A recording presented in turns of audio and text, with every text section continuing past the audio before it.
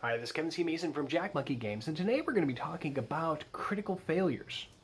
Now, I'm not going to give you a list of games that suck. I'm sure you already have your own opinions, and if I start something like that based on my opinions, I guarantee you're not going to agree with it. To make up for it, I am going to give a story at the very end where one of my players, it was a critical fail. Okay, and it wasn't just a dice roll, it was a bad idea followed by a critical fail, followed by another bad idea. We'll first start off with the player side, and then we're going to go to the GM side. Okay, so from a player standpoint, a critical failure is nothing more than the GM handing you XP on a silver platter. All you have to do is take it. We've got to think about this from a strategy metagaming standpoint. If you just let the GM tell you what happens, you're not in control. All you have to do to turn this on its ear is make whatever you were thinking more entertaining than what the GM was thinking. In most cases, the GM is going to have you drop the sword, shoot your buddy in the back, or say something stupid to the king. Whereas if you come up with something, then it completely changes. So let's say you cast a spell that's too powerful.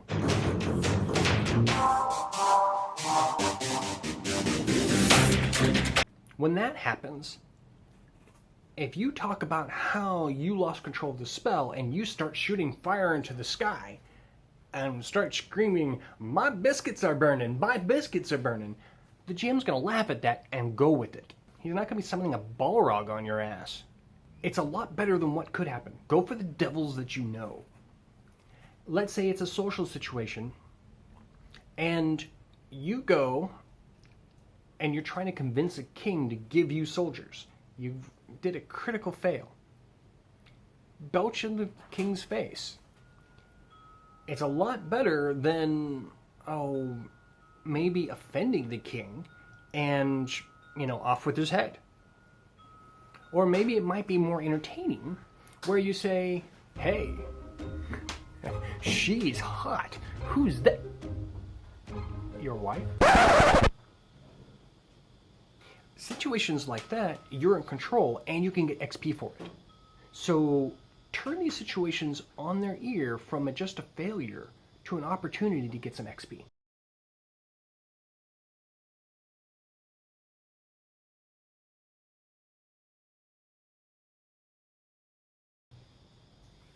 From a game master situation.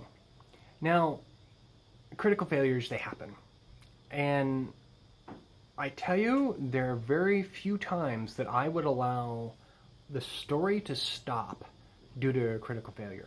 At no point should an adventure, a plot line completely stop due to a dice roll.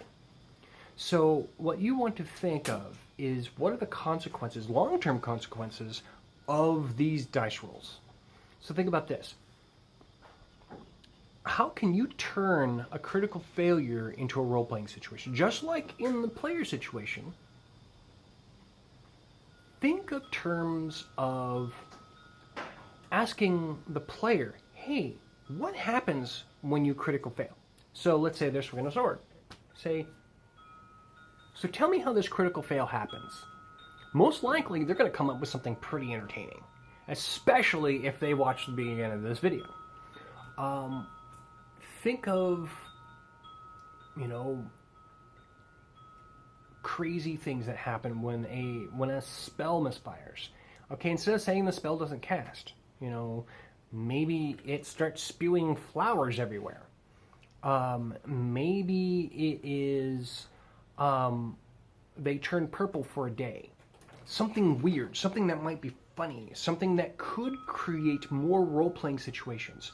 The more role-playing situations you create, it's going to have a lasting story beyond you shot Bob in the back.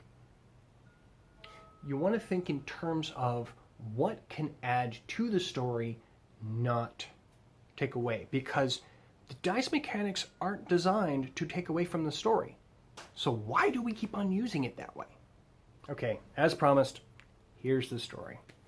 So I was running a Shadowrun campaign, and I had some experienced players, and they had brought this new guy along.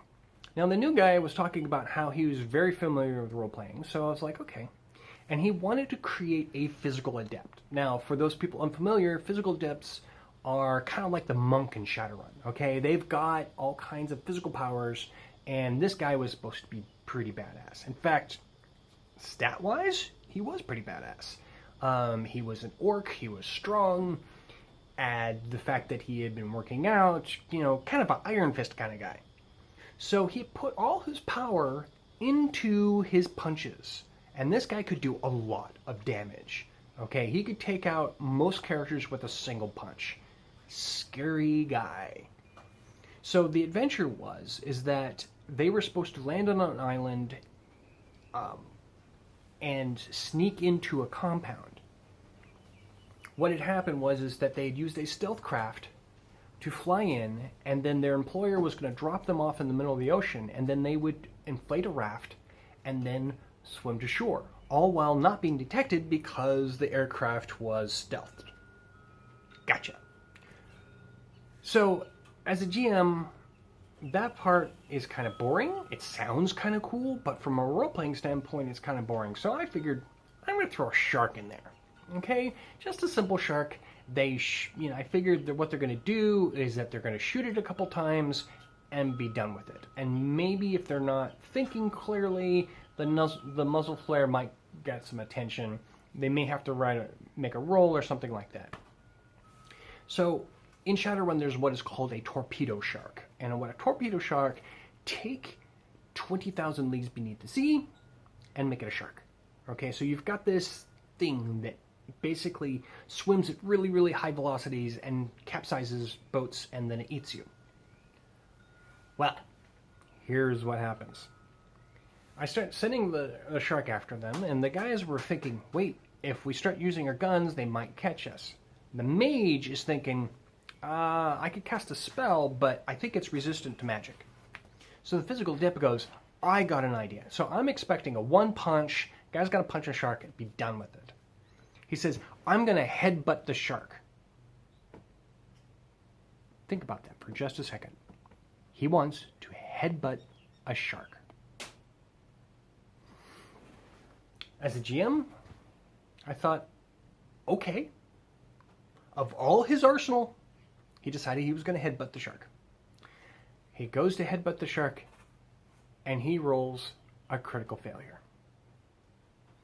As a GM, I tried to think of what would make an interesting way to make the player make this interesting. And he was headbutting a shark. So I had the shark open its mouth, which is what it kind of does. And it bit down. Next game, with his new Shadowrun character, it was a little bit different.